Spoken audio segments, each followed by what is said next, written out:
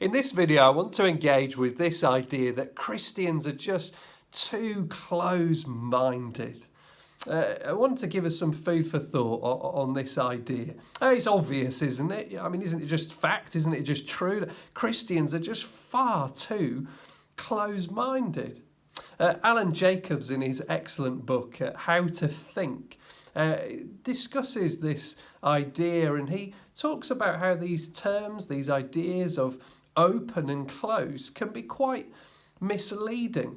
Actually, as people, as a society, what we want and what we need is, yes, to be open, but then also to close, to open our minds and then close them. His example is, no one wants to hear anyone say that while there is certainly general social disapproval of kidnapping, we should keep an open mind on the subject. The forever open mind is not as virtuous or as helpful as it may seem. We need to open our minds and then close them and reach settled convictions. G.K. Chesterton had a bust-up with H.G. Wells, as he often did. They disagreed on almost everything, but they managed to remain civil and friendly throughout. Wells felt that the point of opening the mind was, well, opening the mind. But for G.K. Chesterton, he felt that he was incurably convinced that the object of opening the mind, as of opening the mouth, as he put it, is to shut it again on something solid. All people need to, in their daily, day-to-day lives, open their minds and then close them. And intellectual life is nourished when we open our minds and then close them on something. And this idea of open and closed can be helpful. Indeed, the Christian faith has this element of closed and open. There are some things which are closed things, primary matters, core, essential, critical truths of the Christian faith. These are closed. But there are many things that are open, they're secondary.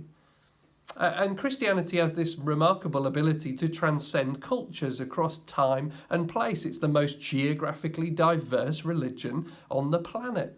And part of the reason for that is that it has both a solidity, but also an agility and a flexibility on secondary, tertiary, and culturally movable matters.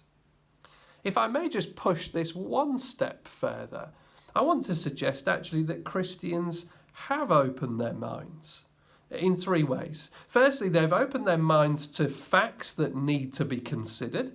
The historical facts surrounding Jesus of Nazareth, for a start, the facts surrounding his life, his existence, his death, his resurrection, the things that he did and said. They've opened their minds to consider and examine these historical facts.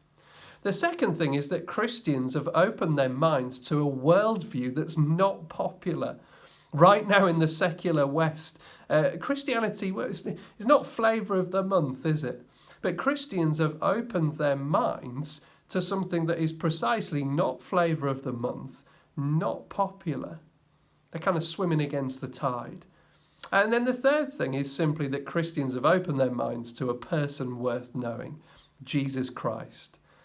I believe that Christians have opened their minds and then shut them on something, or rather someone, who's solid. What do you think?